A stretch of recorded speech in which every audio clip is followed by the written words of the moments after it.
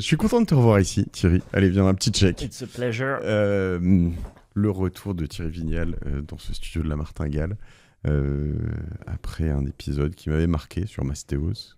Tu m'avais marqué par ton ambition, ta foi en ton projet.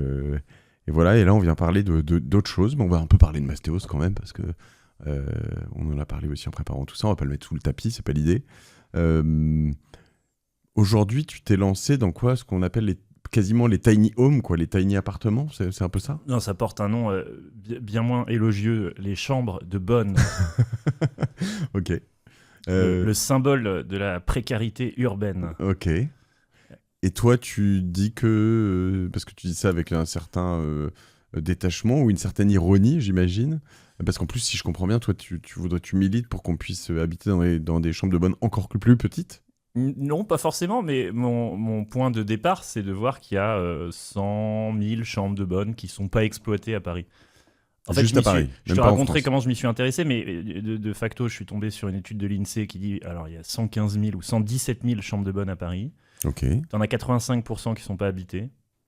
Donc ça fait quand même un gros gâchis foncier. T'as 1 million de mètres carrés qui est à l'abandon total en plein Paris, en pleine pénurie de logement. Donc voilà, ça c'est le point de départ. Et tu te dis, enfin l'entrepreneur se dit, il y a un problème à résoudre parce que tu as de la surface habitable qui ne l'est pas et en pleine crise du logement, ça pose un problème. Le problème, c'est que si tu l'exploites, tu es un marchand de sommeil. Ouais. Et si tu l'exploites pas, tu participes au gaspillage foncier. Donc dans les deux cas, tu es un méchant. C'est vraiment un sujet caca par excellence. Et moi, quand j'arrive parler des chambres de bonne, j'arrive toujours sur la défensive. Je sens l'attaque venir, je sens le sale marchand de sommeil qui va exploiter la misère humaine et qui va participer à cette précarité.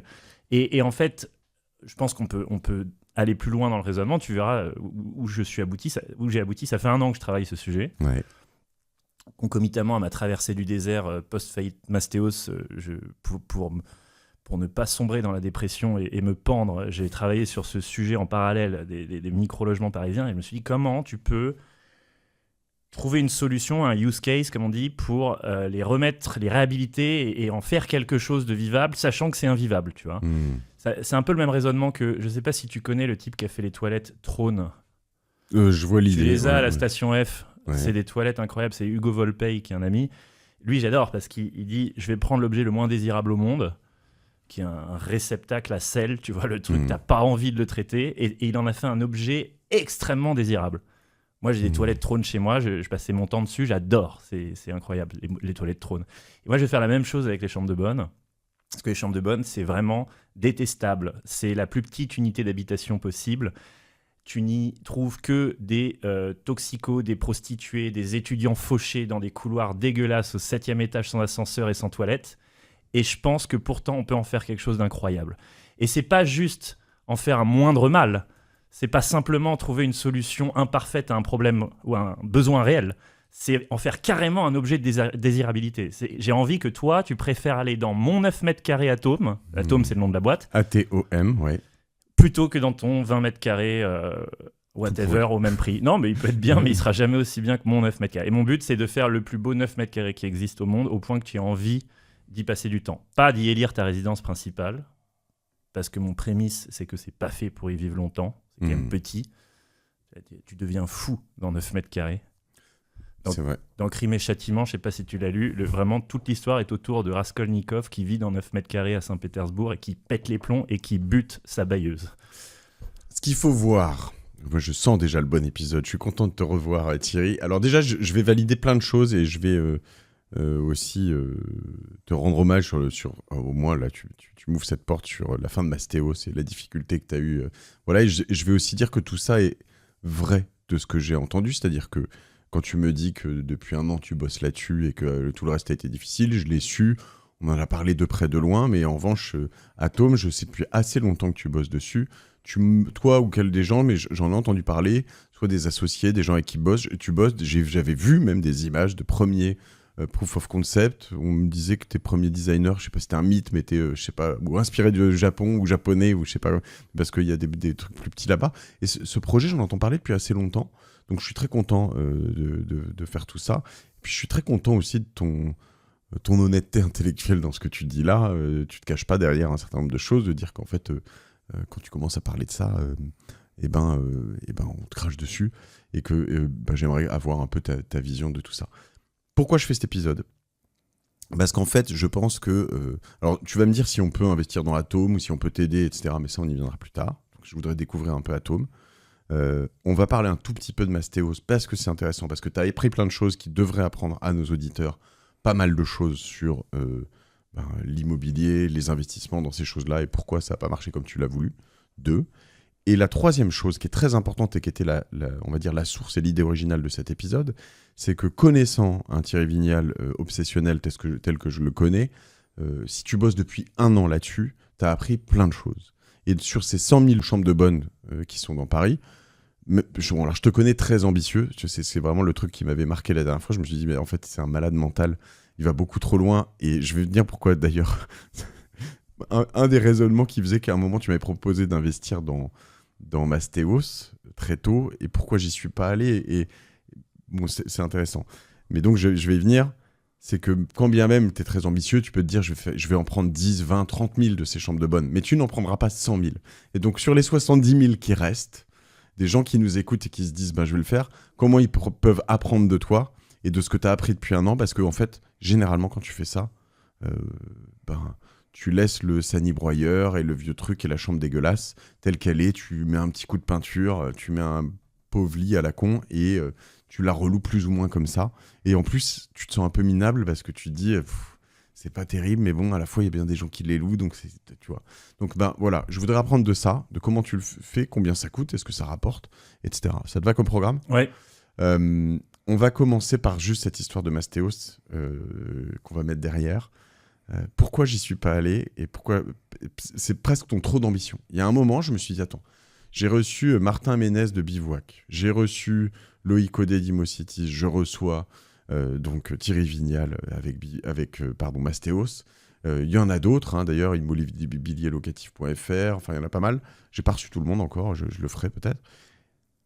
Et je me dis, mais lui, avec toute son ambition, s'il lève autant d'argent, en fait, ils vont complètement vriller le marché. Puisque, moi, de ma compréhension, vous aviez quand même plus ou moins les mêmes sources de données, meilleurs agents... c'est quoi, meilleur taux, non peut-être pas meilleur taux, enfin tous les trucs qui vous donnaient les prix d'achat, les prix de location, etc. Et donc, à ce que je voyais, à chaque fois, vous alliez tous ensemble à Angers, à Nantes, à Marseille, au même moment, et puis voilà, tu te mettais à acheter des centaines d'appartes, tout le monde. C'était vraiment des raids sur des villes après ville après ville. Donc tu te dis, attends, les prix dans ces villes, ils vont partir dans l'espace, il y a un moment où je vais payer des trucs trop chers, tout ça va être déréglé, donc si son ambition réussit, en fait, à un moment, il va peut-être se tirer une balle dans le pied. C'est ce que je me suis dit, où tout ça va pas fonctionner. Alors, il y en a beaucoup qui sont partis au tapis. Finalement, Immocities aussi, que j'ai reçu ici, avec qui j'ai bossé sur 1 ou 2 projets. Mastéos, ça existe encore, mais c'est... Factuellement, oui. Mais... Ok.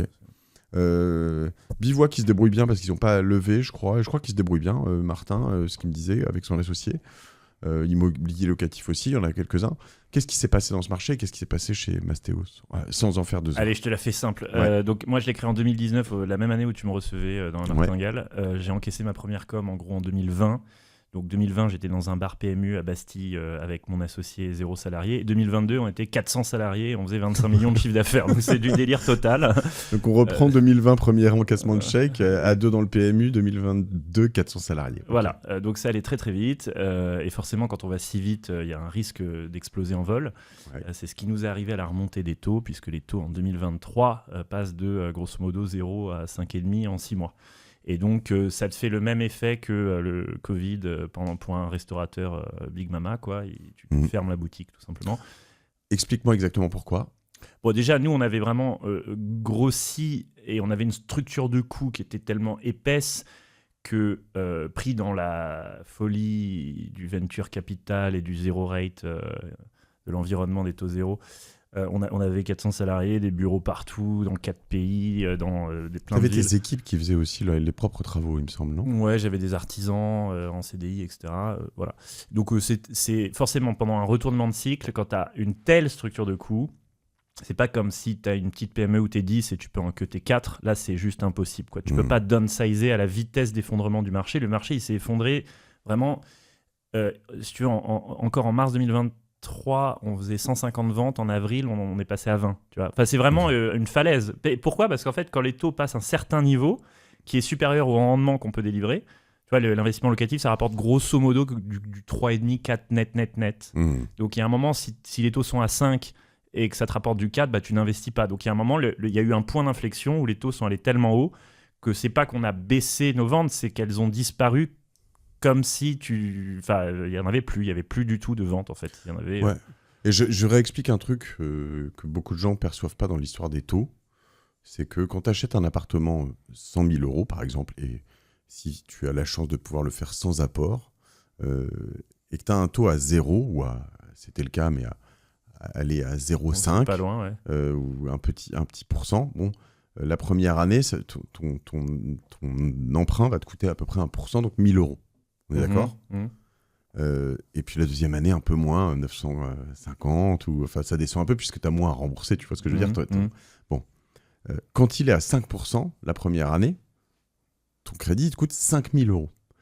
Bon, il te coûte plus cher que te rapporte en rendement net. Exactement. Donc tu n'investis pas. Donc l'appartement que tu payes et que tu loues 500 balles par mois ou 600 balles par mois, bah avant, tu avais là-dessus en remboursement 70-80 € par mois. Et puis là, tu passes à 500 balles par mois. En intérêt, je veux dire. En intérêt, le remboursement d'intérêt. Et en plus, tu dois rembourser ton emprunt. Enfin, donc, du coup, ça ne marche plus. Donc, ton modèle économique était cassé. Pété de l'intérieur. Ouais, le joie, il est cassé. Et puis, le marché s'est vraiment effondré d'un coup. Ça ne s'est pas fait progressivement. C'est la BCE qui augmente et boum, salut, au revoir, ça ne marche plus. Ouais, c'est passé de 0 à quasiment 6, je crois, en 6 mois, tu vois. Donc, nous, on n'a même pas eu le temps de comprendre ce qui nous arrivait. On a dû partir en redressement judiciaire et vendre à Novaxia. Ok. Donc, c'est ce qui s'appelle une faillite. Alors, c'est pas une faillite au sens propre parce que quelqu'un a repris la boîte et un peu moins d'une centaine de salariés. Mais c'est l'équivalent d'une faillite pour moi en tant que fondateur parce que tu as plein de gens qui se retrouvent sur le carreau et c'est un enfer. T'as fait des cash-out au passage dans ces levées ? Et non. D'accord. Alors ça me permet de dormir avec ma conscience parce que je culpabiliserais un peu de m'être enrichi pendant que d'autres ont perdu de l'argent, notamment mes actionnaires. Mais non, j'ai pas fait. Une main devant, une main derrière. Ouais, une main devant, une main derrière. T'es retourné dans ton PMU ? Littéralement, j'étais au RSA avant de le faire et je suis retourné au RSA parce que tu sais, t'as pas de filet de sécurité quand t'es entrepreneur, t'as pas de chômage, t'as pas de. Donc, comme j'avais fait ni cash out, je m'étais en plus endetté pas mal à titre perso pour la boîte, donc j'avais mes dettes, pas de salaire, pas de cash out. Pas de chômage et donc terrible pendant un an. On s'en sort comment pendant cette année ? T'as bossé du coup à droite à gauche ou... C'était dur, je veux pas faire Calimero, mais j'ai dû gratter à mes copains. On parlait de Pierre Entremont. Je lui disais allô Pierre, tu peux me filer 1000 balles s'il te plaît parce que sinon je vais mourir de faim. Et comme j'ai 12 potes et qu'il y a 12 mois dans l'année, j'ai dû gratter 2000 € à chaque pote parce qu'en fait tu peux pas trouver un job parce qu'il faut gérer la liquidation et c'est convocation au tribunal régulière, énormément de paperasse, de sollicitations de créanciers, etc. Donc ça demande c'est un travail à plein temps, donc je peux pas faire un autre job. Et deux, quand tu es entrepreneur, tu peux pas te recaser en CDI chez Danone comme ça, tu vois, tu restes entrepreneur à vie. Déjà, t'as pas envie. Et t'as en pas plus, envie, eux, ils ont pas envie de toi parce qu'ils savent qu'à la prochaine idée loufoque, tu vas te casser. Donc, oui, puis que t'es ingérable. Voilà, exactement. Donc, toi plus que d'autres, peut-être. Donc j'ai été un assisté toute cette année. J'ai pas un centime qui est rentré sur mon compte en 2024. C'était très dur. Le sport m'a permis de ne pas me buter et j'ai bossé sur ce projet Atome. J'ai essayé de le prendre dans tous les sens parce que c'est un casse-tête insoluble, si tu veux. Tu peux essayer plein de solutions. Et à un moment, je me suis dit, il faut vraiment faire tabula rasa à la Descartes. Tu repars d'une feuille blanche, tu changes complètement de paradigme et tu dis, voilà, ces étages de chambre de bonne, on arrête de vouloir y loger des gens, on repart de zéro. Et c'est ce que j'ai fait à un moment, parce que j'ai dû en visiter 1000 en un an. J'ai visité ma 1000e il n'y a pas longtemps. Donc je sais de quoi je parle et là, j'ai carrément changé de paradigme et je vais t'en parler si tu veux. Ok. Bah, déjà, merci pour ce débrief. Et je savais pas tout ça. Et ça me... Je vois une larme couler. Non, mais ça me fait un petit truc. Parce que tu m'es sympathique. Et voilà. J'ai pas... tu vois, même si je suis taquin...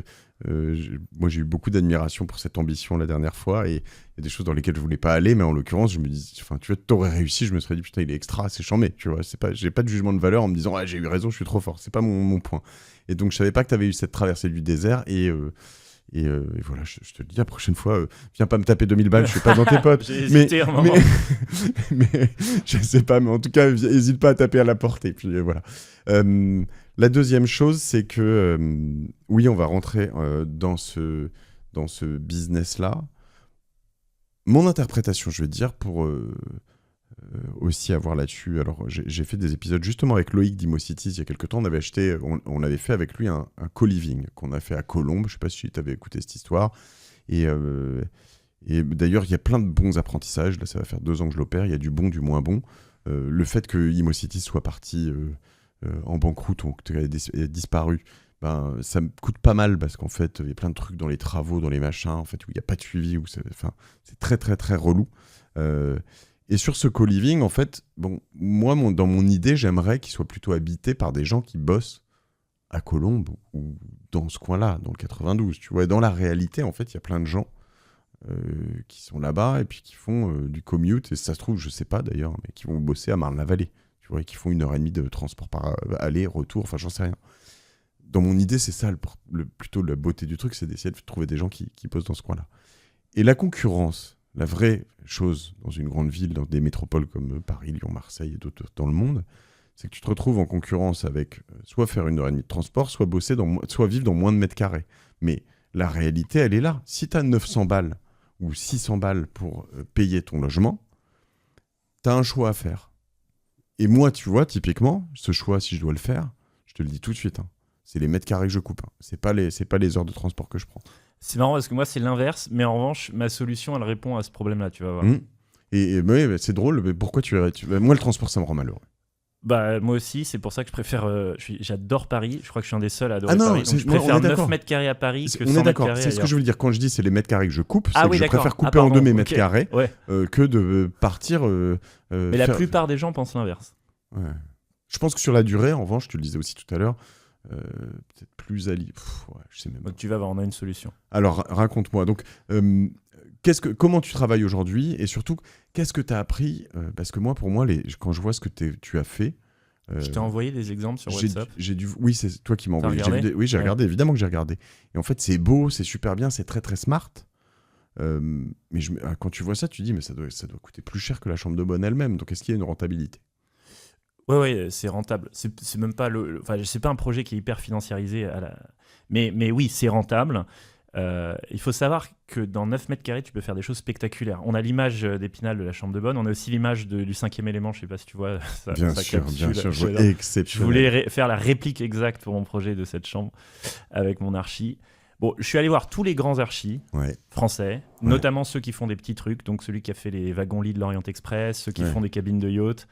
Celui de j'en ai même vu un qui fait des cabines pour plongeurs parce qu'il y a ça s'appelle Under the Pole, ça fait 4 mètres carrés et demi et t'as une salle de bain et 3 lits. Enfin, j'adore les archis qui se triturent le cerveau pour essayer de faire quelque chose d'habitable dans du tout petit, les archis des tiny house, etc. Donc j'en ai casté plein et ils adorent, les archis ils adorent le défi de faire quelque chose dans 9 mètres carrés parce que c'est un vrai défi intellectuel, c'est au millimètre. Et j'ai pris l'archi de Trône aussi, que je kiffe. Ils adorent. Et il y a un truc moi que j'adore aussi dans ce concept, c'est que je peux rester littéralement, alors je vais plus trop sur TikTok, je fais très attention à ça, mais à regarder, tu sais, ces trucs où ils font des plans. Ils te prennent une chambre, ils te font une chambre pour 3 enfants, alors que limite, t'as pas la place de mettre un lit à l'origine. Et à la fin, la chambre pour 3 enfants, t'as envie que ce soit la tienne. Il y a eu des gros trends sur TikTok, il y a Never Too Small sur YouTube. Enfin, c'est un truc qui fascine les gens, c'est marrant. Et les archis, c'est leur obsession. Je sais que moi, ça s'appelle la micro-architecture. Il y en a plein qui m'écrivent sur LinkedIn pour postuler à Atome. Bon, et donc, on a réussi à pondre des concepts incroyables. Et dans 9 mètres carrés, là, j'ai les premiers prototypes qui sortent. Je te jure que tu préfères vivre là-dedans que dans 20 mètres carrés chez toi. C'est trop bien. Alors, c'est pas fait pour y élire ta résidence principale. C'est le prémisse. C'est de dire, il faut pas y loger. On n'est pas fait pour vivre dans 9 mètres carrés plus d'un mois. Et donc, c'est un projet qui vise des séjours temporaires en résidence secondaire et pas en résidence principale. C'est déjà un prémisse. Tu vois, on est allé un peu plus loin que ça. En fait, les commuteurs dont tu parles, je pense que c'est la meilleure cible pour ce genre de choses. Un 9 mètres carrés, il nous arrive de faire du 10, il nous arrive de faire du 11, du 12, c'est grosso modo la taille d'une chambre d'hôtel. Tu vas au Hoxton, la shoebox, elle fait 12 mètres carrés. Tu vas hôtel de Carme, hôtel de Bussy. Ce sont des 4 étoiles avec des chambres de 11, 12 mètres carrés qui coûtent 350 € la nuit. Et il n'y a aucune raison que moi, dans mes 9, 10, 11, 12 mètres carrés, je ne puisse pas avoir les mêmes prestations qu'un hôtel 4 étoiles parisien. C'est mon constat de départ. Et donc, je vais... Sauf que moi, le prix à l'achat, il est d'une fraction de celui que va payer un hôtelier. Donc, je peux me permettre de louer, si je rapporte à la nuit, 50 € par nuit, en offrant les mêmes prestations qu'une chambre d'hôtel 4 étoiles. C'est ça la base du projet. Et je transforme des boîtes à chaussures en cocons de luxe 4 étoiles. C'est ça le truc. Et j'arrive à le faire parce qu'avec la créativité des architectes, on arrive à rentrer dans un CAPEX digeste tout en fournissant des prestations luxe. Et ça passe par énormément de recherche et développement. Mais en gros, j'arrive pour 35 000 € à transformer ces boîtes à chaussures en chambre d'hôtel de luxe. Voilà.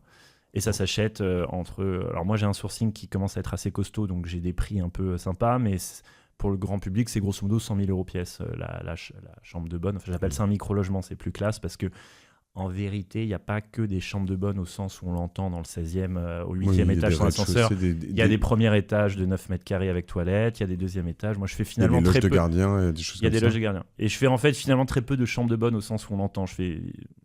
Tu sais, les chiffres, c'est 150 000 logements de moins de 14 mètres carrés à Paris. Là-dessus, tu en as 115 000 qui sont des chambres de bonne au sens où on l'entend, et tu en as 35 000 qui sont des studios normaux avec toilettes au premier, deuxième, troisième étage. Et c'est ces studios-là qu'on va travailler en premier. Parce que souvent, historiquement, premier, deuxième, troisième, c'était... Non, honnêtement, je n'arrive pas à l'expliquer. L'architecture haussmannienne, elle produit naturellement de la chambre de bonne dernier étage dans l'ouest parisien, mais le hasard des architectures fait que... on a aussi des divisions de marchands de biens, je sais pas, on se retrouve avec des 9, 10, 11 à des étages accessibles.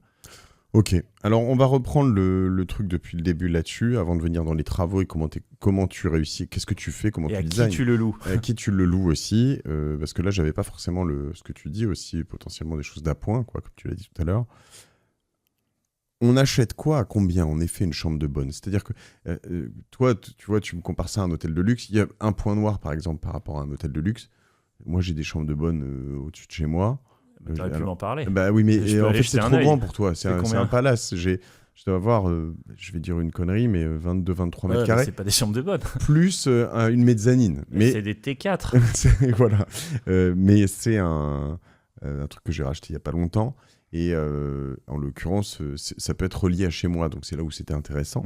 Mais une des choses intéressantes dans le rachat de ce truc-là, c'est que c'est au 7e sans ascenseur. T'es dans l'ouest parisien. Ouais, donc c'est au 7e sans ascenseur. Donc, quel arrondissement ? 17. Okay. Et donc j'ai le 6 où je suis chez moi. J'ai un bout de chez moi qui est au 7e. Et ça, c'est relié, c'est collé à ce bout de chez moi au 7e. Donc, mais toi, tu accèdes chez toi par ascenseur ? Moi, j'accède chez moi par ascenseur parce que le 6e est relié à l'ascenseur et pas le 7e. Ouais. Donc, moi, j'achète à beaucoup moins cher. Enfin, j'étais plutôt, je veux dire, à 9 000 du mètre parce qu'il n'y a pas d'ascenseur. Seulement, je me dis, si je le relie un jour, je vais pouvoir le revendre à 12 000, 13 000 parce qu'en fait, tout d'un coup, il aura eu l'ascenseur sans avoir bougé l'ascenseur de place, juste en faisant un trou dans les murs. Ouais, bien sûr.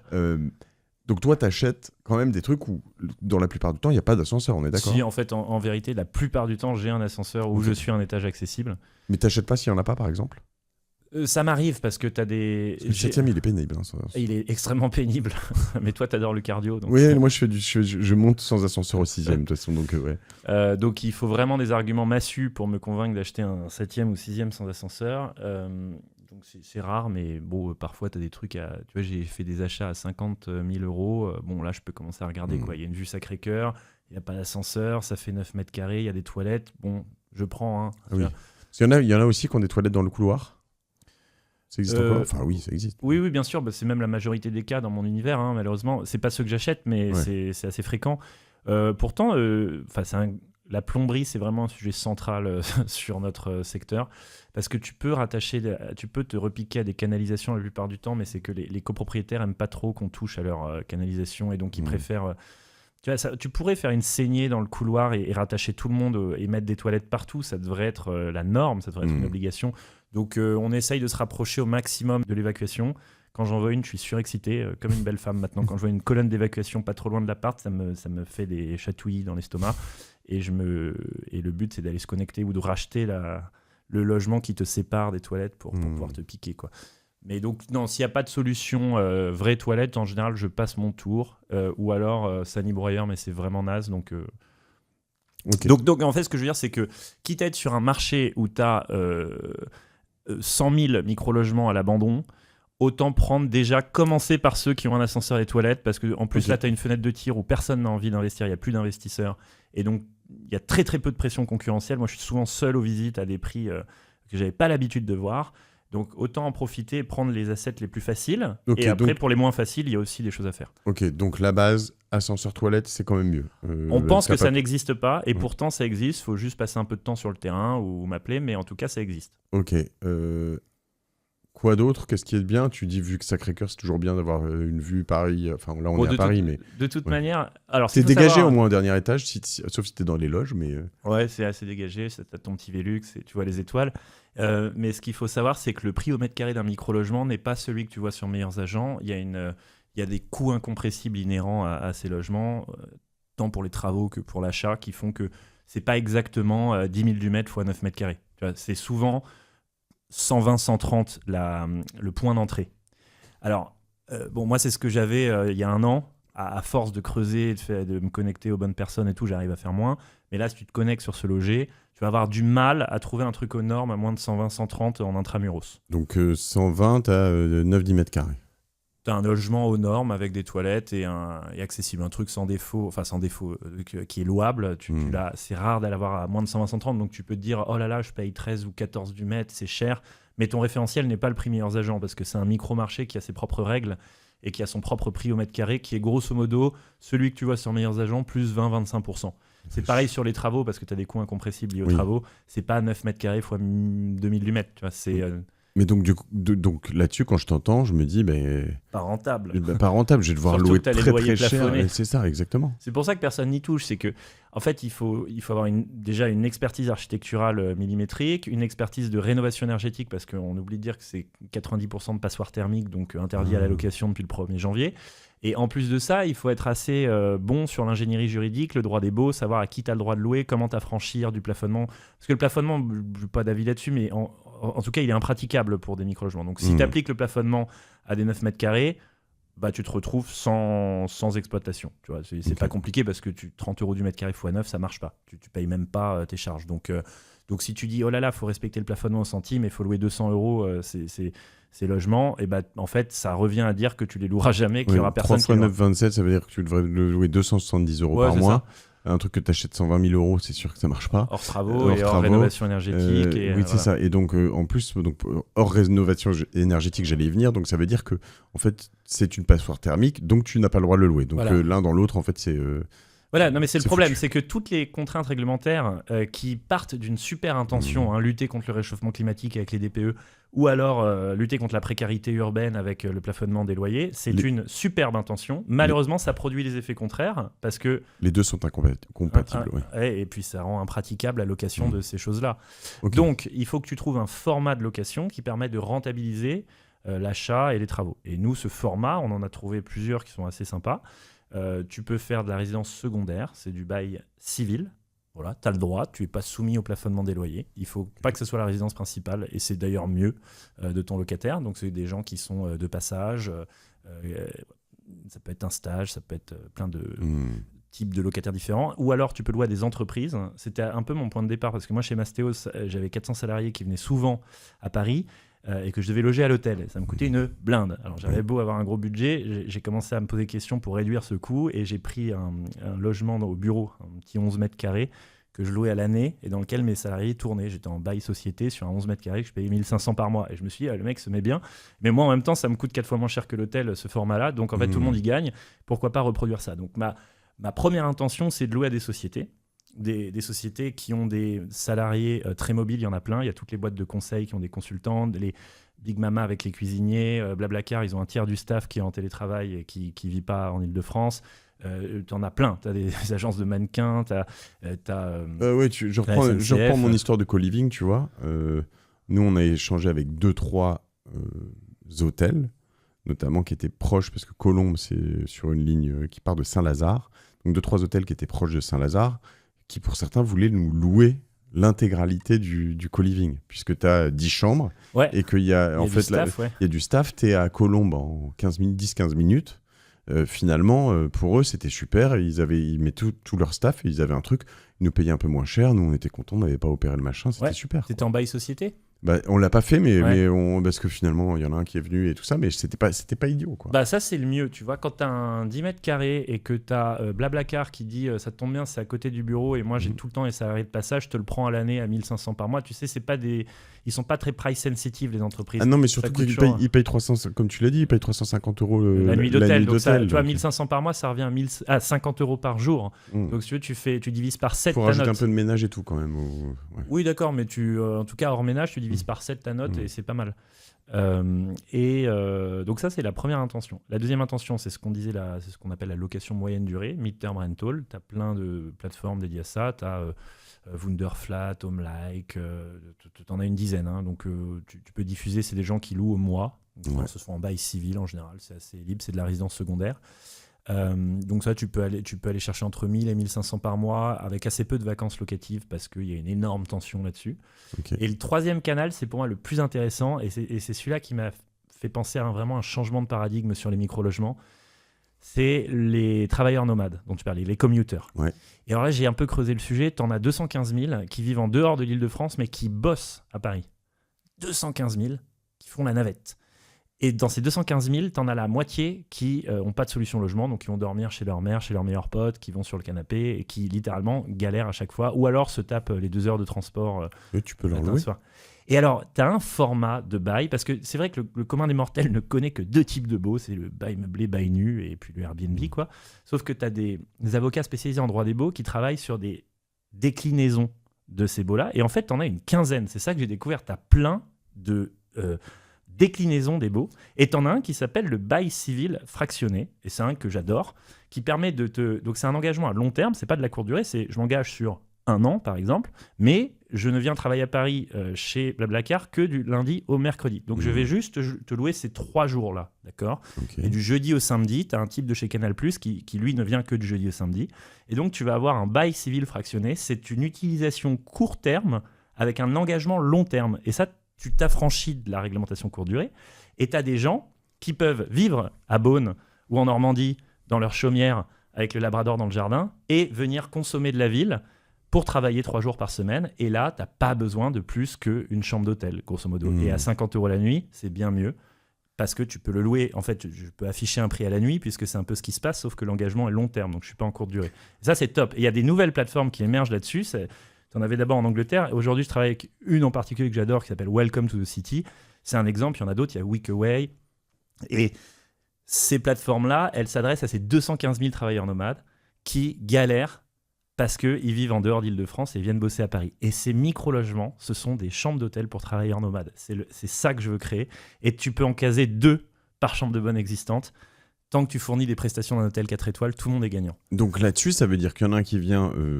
du lundi au mercredi, l'autre du jeudi au dimanche. Donc, peu importe, si que le samedi, il se débrouille, le prix, voilà. Mais 50 € par nuit. 50 € par nuit. Pour une superbe chambre d'hôtel 4 étoiles. Mais typiquement, je reviens sur le ménage. C'est quand même entre eux, ils se démerdent ou ils se connaissent pas, eux? Ouais, alors c'est marrant la question du ménage. En fait, tu vois, Getaround, la location de voiture. Ouais. Tu pourrais très bien dire quand ils te pitchent le projet, mais attends, ils vont vous rendre les bagnoles dégueulasses, vous allez faire comment pour le ménage? Et comment ils font Getaround? Oui, mais là, par exemple, même ne serait-ce que les draps. Ouais. T'arrives, tu dois faire ton lit quand même. Ouais. Oui, non, mais je veux dire, tu parles d'une prestation d'hôtel. En fait, non, mais c'est... Oui. Moi, je me base sur le modèle Getaround. Je pense que c'est des logements qui peuvent être autonomes parce que finalement, tu le prends à l'année et tu as quelqu'un qui l'utilise avec toi le reste de la semaine. Ou d'ailleurs, vous pouvez être 3. Et chacun a son casier sous le lit avec ses draps. T'arrives à trouver ça, la place pour faire les casiers. Ouais. Non, mais tu te rends pas compte de ce qu'on peut mettre dans 9 mètres carrés. Je te jure, je peux te mettre. Et l'aspi, tout ça, les trucs. On a un aspirateur robot qui vient se reconnecter sous le lit. Tout est prévu. On a mis les moins de surface nettoyables. Et donc, c'est très, très facile à nettoyer. Donc, en fait, soit tu le nettoies toi-même. Et tu le laisses. Et si le locataire trouve que c'est pas bien, bah t'es facturé comme sur Getaround quand tu rentres ta bagnole et qu'elle est dégueulasse, bah t'es facturé du ménage. Et nous on envoie une femme ménage immédiatement. Soit t'as la flemme, même si c'est pas très compliqué, et tu nous commandes sur l'app un ménage. Et donc tu vas payer 50 € plus ton ménage en option. Tes draps, tu les gardes. Tu veux les nettoyer chez toi, tu les ramènes dans ta valise et tu les amènes la prochaine fois. Tu veux aller à la blanchisserie en bas, tu le fais. Si tu veux que nous, on t'envoie quelqu'un pour les nettoyer, t'appuies sur l'app et tu seras facturé de 20 € en plus. Enfin, tu vois, c'est option, c'est en option. Mais en tout cas, nous, ce qu'on garantit, c'est que tu vas pouvoir te loger dans les mêmes conditions qu'au Hoxton à 50 € par nuit et pas à 350. Et grâce à ça, mon CAPEX, il est rentabilisé. Moi, je fais du 7 net sur les micro-logements Atome, 7% net, ce qui est très bien dans Paris où tu as plutôt l'habitude de faire la moitié de ça. Et mon locataire, il paye que 50 € par nuit. Donc tout le monde y gagne vraiment. Et je trouve que c'est un modèle super vertueux parce que là, tu peux pas taxer de marchands de sommeil en disant les types, ils restent 2-3 jours. Donc c'est pas grave de rester 2-3 jours dans un logement canon de 9 mètres carrés tout équipé. Et je fais tout rentrer, hein. J'ai des vraies toilettes, j'ai la clim, j'ai un home cinéma, j'ai des enceintes Sonos encastrées, j'ai la salle de bain Terrazzo, la machine à laver la vaisselle, lave-linge, sèche-linge, frigo, congélo, four, micro-ondes, plaque chauffante, j'ai tout. C'est comme chez toi. Donc voilà. Sachant que tu pourrais te dire que les plaques chauffantes et fours, on pourrait s'en passer. Parce que même, on voit qu'aux États-Unis, il y a de plus en plus d'apparts où ils se font que livrer, etc. Si c'est juste un appartement d'appoint, tu pourrais dire... Tout à fait. On hésitait d'ailleurs à le mettre, mais en fait, les archis sont tellement créatifs qu'autant laisser l'option. Et tu vois, ça donne lieu à une vision de la ville qui a l'ère du télétravail, où tu te dis... De toute façon, 80% des gens ne peuvent pas se loger. D'ailleurs, il y avait une étude de l'Ipsos, Paris, je te quitte 2024. 76% des franciliens veulent quitter Paris. 3 personnes sur 4. T'imagines ? Et il y en a 3 personnes sur 4 qui sont logées dans des apparts qui sont trop petits, avec du stress et un accès à la nature qui est assez limité. Et la plupart des gens veulent se barrer. C'est pas mon cas. Je savais que c'était beaucoup, mais 3 sur 4. Bah, tu regarderas l'étude, ça s'appelle Paris, je te quitte de mémoire. Et tu as 76% des gens qui disent je veux me barrer. Et ces gens-là, ils peuvent pas se barrer parce que les jobs, ils sont à Paris.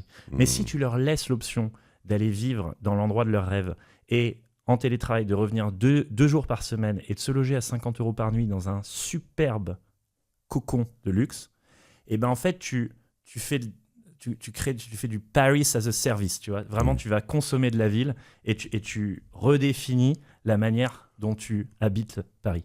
Alors, si je prends ça au pied de la lettre, je me dis là, il faut quand même un peu avoir un... Je veux dire, si moi j'essaie de le faire tout seul, c'est peut-être un peu compliqué. Le bail, je peux le trouver. Limite, tu vas me le donner et puis je le partagerai. Mais suivre les gens qui s'enchaînent, qui partent, qui machin, les paiements, tout ça. Là, toi, tu vas faire ça dans une société, avec une app, avec tout ce que tu dis.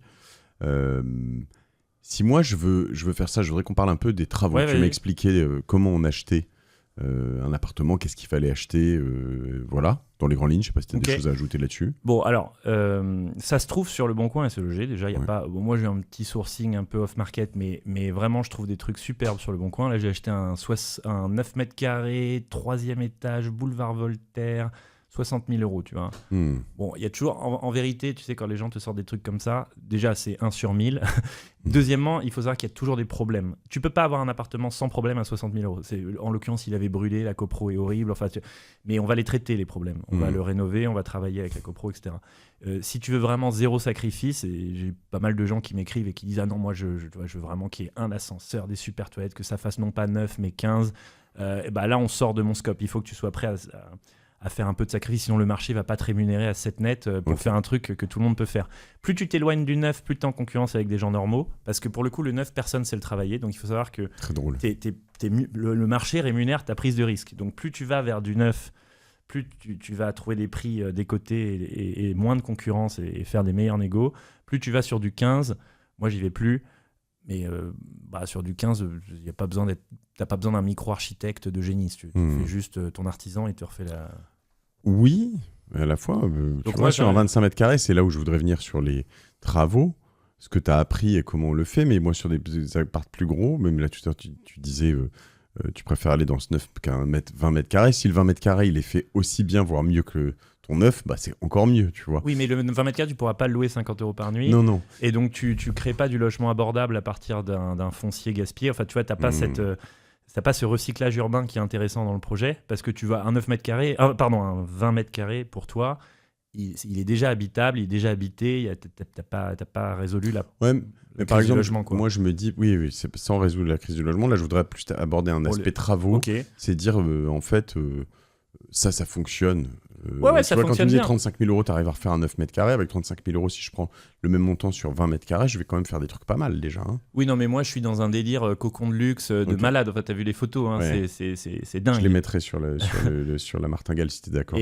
Avec plaisir. Et encore, t'en as des nouveaux qui arrivent, là, faits par l'Archi de Trône. Tu vois, c'est de la folie. Donc moi, je pars dans des délires ultra luxe. Après, pour le commun des mortels, avec 2 000 euros du mètre carré, tu peux commencer à faire des choses intéressantes, réno énergétique inclus.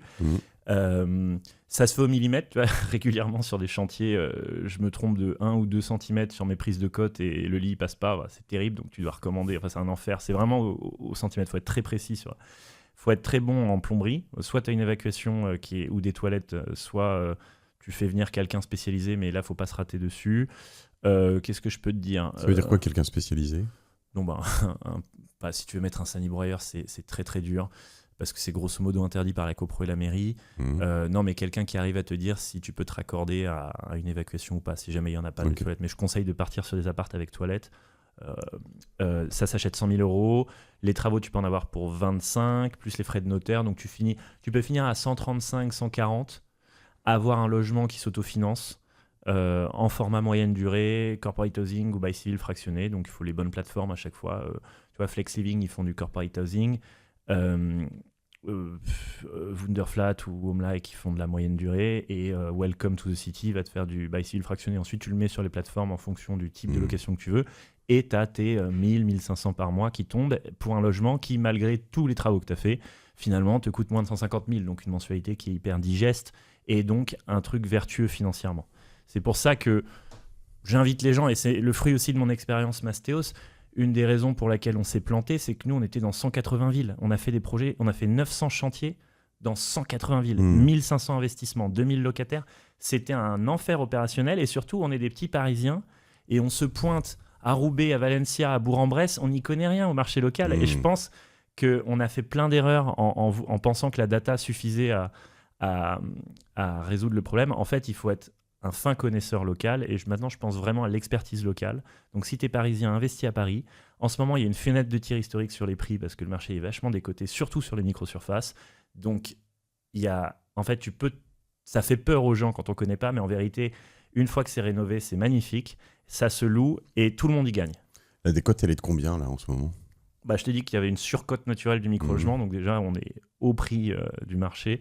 Non, je te dis, moi, mon prix moyen d'acquisition, il est à 90 000 euros pour 9 mètres carrés, donc tu as 10 000 du mètre. Okay. Mais avant, c'était plutôt 12, 13, 14.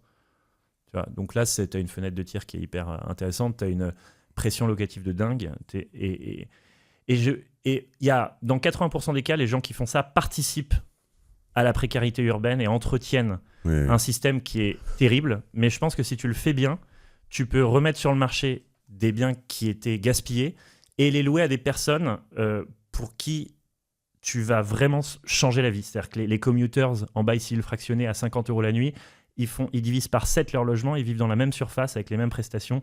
Tu vois, t'es pas marchand de sommeil quand tu fais ça. C'est important de le faire avec éthique sans sacrifier la rentabilité. Et alors si justement, moi je fais pas ça à scale comme toi, en faisant plein, je vais pas pouvoir me payer nécessairement... des archis, t'es obligé de passer par cette case. Qu'est-ce que tu peux m'apprendre et me dire, attention, regarde Mathieu, si t'achètes même un 12 mètres carrés, il faut que tu réussisses, tu vas pouvoir rentrer ça, ce que j'ai appris en un an ou sur tous les travaux que j'ai fait ou tout ça, la base c'est ça, tu risques de te planter là-dessus. Donc j'avais dit que la plomberie c'est un peu tricky, ça on a compris. Il n'y a que de la menuiserie sinon le reste, moi ce que je vois, non ? Plus tu arrives sur du 9 mètres carrés, plus va falloir trouver un bon menuisier parce que les meubles Leroy Merlin, Ikea, ils rentrent rarement pile poil. C'est pas que du sur-mesure ce que tu fais ? Bah si, non mais moi j'ai mes équipes, c'est sur-mesure mais c'est répliqué à l'infini, c'est toujours la même rénovation, et on produit nos propres modules en Espagne et au Portugal et en Turquie. Tu peux pas le produire pour d'autres. C'est pas l'objet du... Mais pour le coup, tu peux faire... au début, là, cette année, je l'ai fait en B2C pour des particuliers avec les moyens du bord.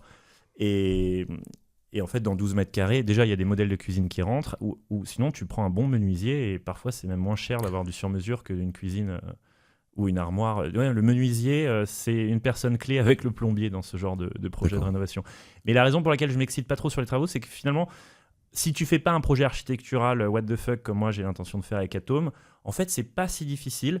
Même la rénovation énergétique qui paraît être un obstacle insurmontable, nous on arrive en DPE C ou D en faisant de l'isolation thermique par l'intérieur. Alors tu perds un peu de surface, donc il faut des isolants un peu innovants, mais ça les diagnostiqueurs ils peuvent orienter.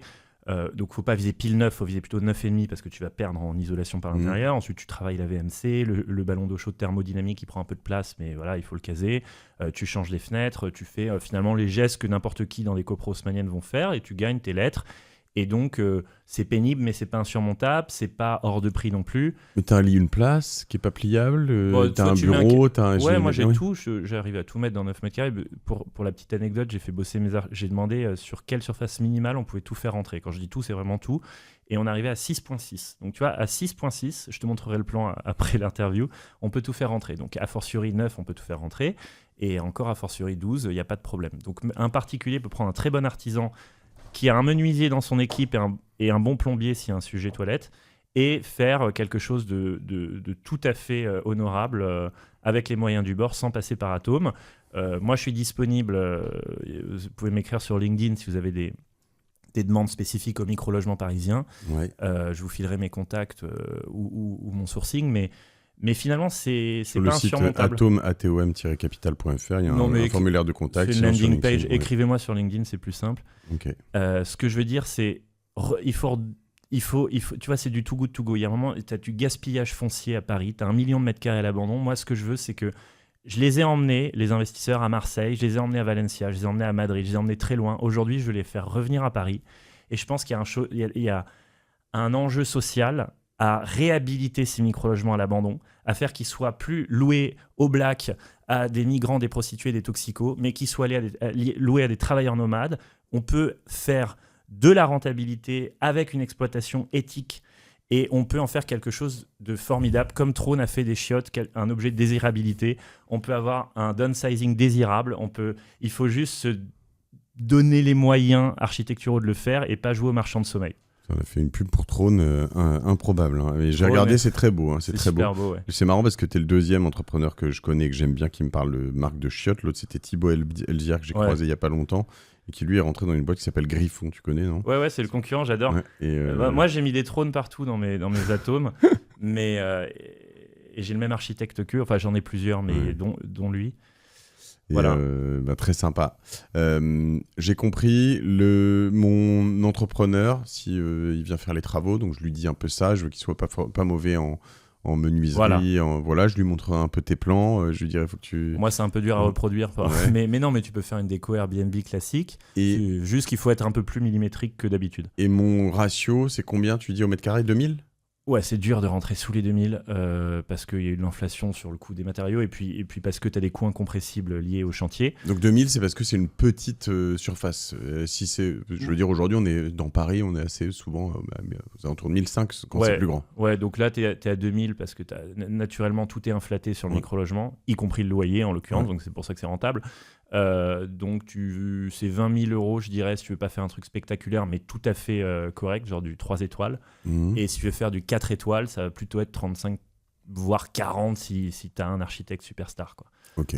Ouais, j'ai vu, pour la petite anecdote, un 12 mètres carrés, alors accroche-toi, un 12 mètres carrés dans le 6e où le type avait fait 100 000 € de travaux avec l'architecte Wilmot, qui est assez connu.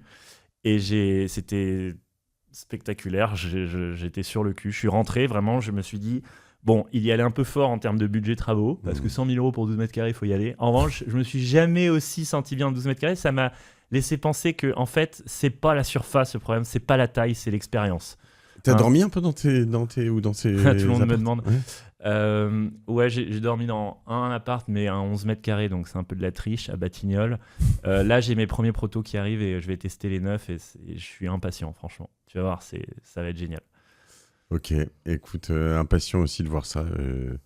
On fera l'expérience. On pourra dormir tous les deux dans un 9 mètres carrés et tu vas voir que j'ai des lits de place, donc on n'aura pas besoin de se mettre l'un sur l'autre. On filmera ça à la GoPro. Voilà.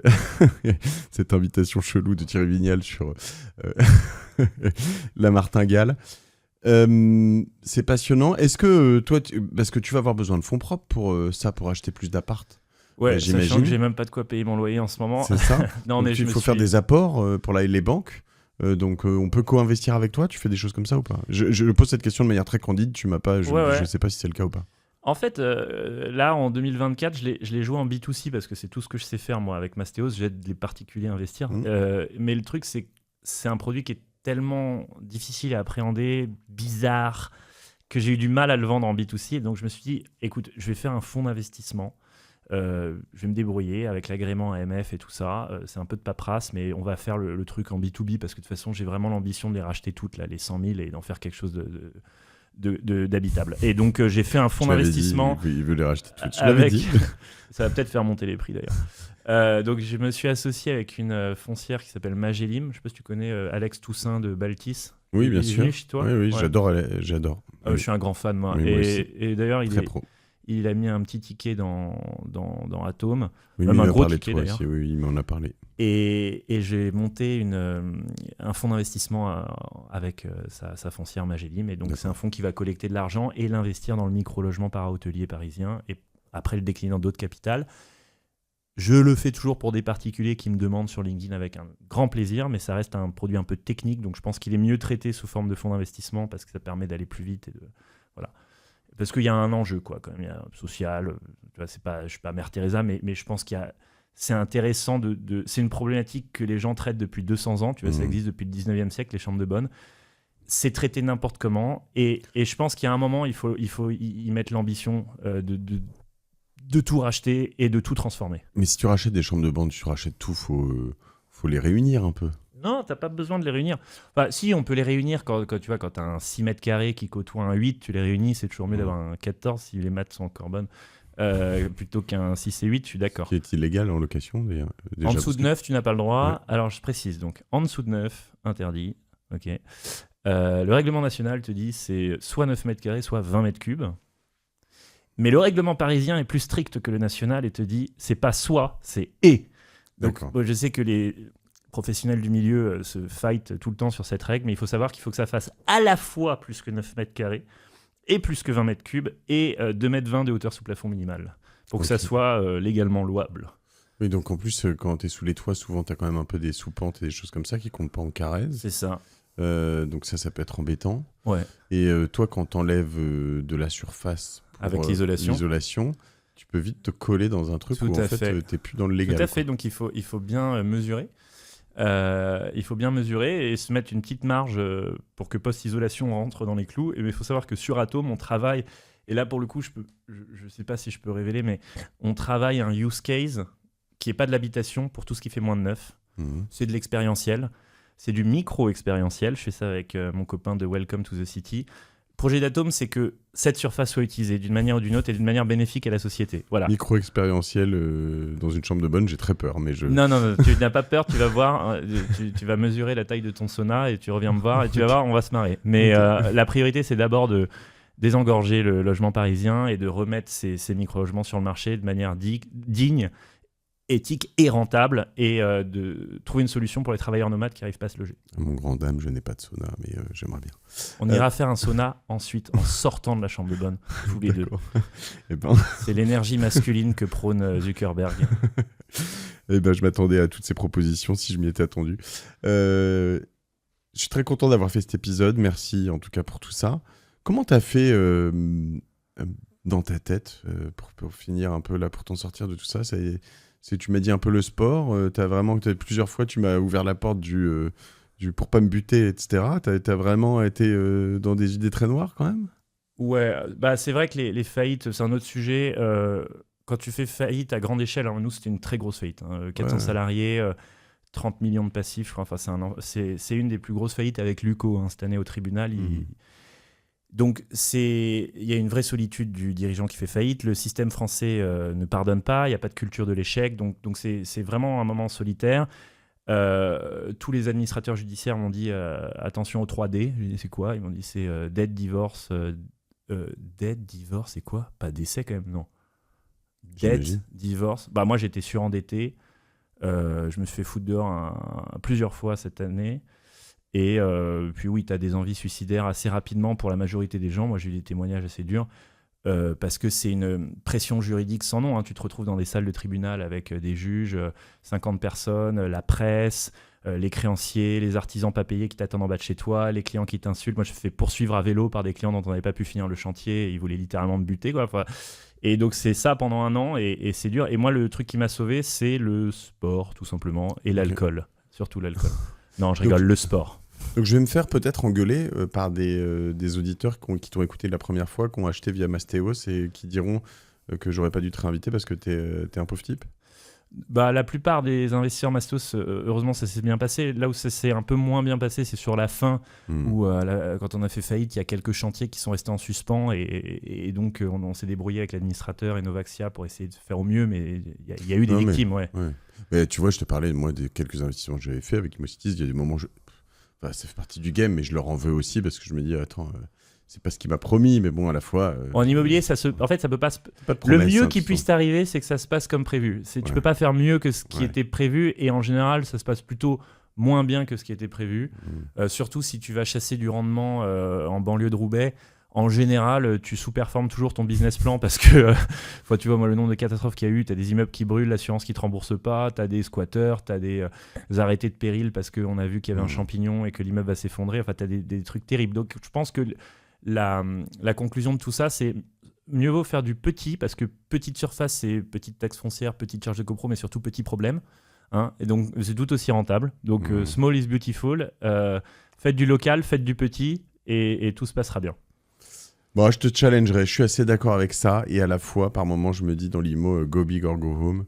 Alors, peut-être tu peux go big sur plein de petits. Tout à fait, mais tu vois, alors, le problème, c'est que le go big, finalement, alors soit tu fais plein de petits, finalement, tu refais du co-living ou des choses. Du micro-living, voilà, micro-living. Mais sinon, finalement, dans le bureau ou les choses comme ça, c'est quand même la beauté du truc, c'est que quand tu achètes 2000, 3000 mètres carrés, t'as un bien, j'ai jamais fait plusieurs milliers, j'ai fait 1 millier à Bordeaux déjà, et c'est quand même encore un autre délire, tu vois, parce que sur certaines choses, t'as moins de problèmes, en tout cas ils sont tous concentrés à un endroit, t'as un problème d'eau, c'est plus etc. facile, mais tu vas voir des gens qui les gèrent aussi, quoi. Je suis d'accord, mais le marché rémunère pas la facilité, et donc tu as raison, moi je suis sur un play granulaire diffus, je l'assume.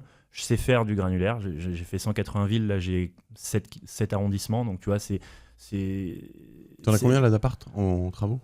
J'en ai une dizaine. Okay. Donc, tu vois, mais c'est parce que je suis en phase de track record pour le fond. Et ensuite, je vais passer à échelle. Et peut-être qu'à un moment, je vais faire de l'immeuble ou des blocs. Mais moi, j'aime bien le diffus parce que tu rentres dans les copros. Tu as moins de concurrence avec des instits. Tu n'as pas BlackRock qui vient contrebider sur ton offre. Enfin, c'est assez agréable aussi.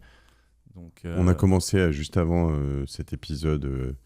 à se dire qu'on était dans 2 teams différentes, lui la team muscu et moi la team cardio, donc course à pied, vélo, etc. Mais je me dis qu'avec toutes ces chambres de bonne, même si tu les achètes avec des ascenseurs, tu vas quand même finir dans la team cardio, à monter des escaliers et descendre et monter et descendre. C'est la réflexion que je me faisais. Je crois que je fais plus de vélo qu'un livreur Deliveroo. Parce que je passe ma vie à en visiter. Si en plus tu vas en vélo et que tu montes à pied, alors là c'est fantastique. Ouais. T'es parti pour... Mais le terrain c'est cool. Ouais, t'en as marre de bosser chez Accenture à la Défense. T'as envie de faire du terrain. C'est vivant. Peut-être que les gens chez Accenture à la Défense, ils montent au 90e. Non, ils sont pas à la Défense. À pied, c'est possible. Ils sont à Station F, pardon. Station F. Ouais. Écoute, est-ce que tu as une martingale à toi, un petit péché? Bon, tu n'as peut-être plus grand-chose à investir, mais quand tu as investi ou quand tu regardes, est-ce que tu as, au-delà de tout ça, un petit péché mignon d'investissement, Thierry? Moi, j'ai été trader chez HSBC pendant 2 ans à Londres, Canary Wharf. J'étais trader Forex, l'ancêtre des... Canary Wharf. C'est comme la Défense, ouais. Pire. Mais c'était les 2 ans les plus rigolos de ma vie. J'étais sur un trading floor comme le Loup de Wall Street et je tradais l'ancêtre du Bitcoin, c'est-à-dire les devises. Tu vois. Et c'était trop marrant. Et je suis passionné de finance de marché. Mais la conclusion, c'est que quand tu n'es pas sur le trading floor d'HSBC et que tu n'as pas l'information en avant-première, c'est très dur de battre le marché. Malheureusement, l'immobilier, je trouve qu'il lui offre une chance. Tu vois, je connais peu de traders très riches.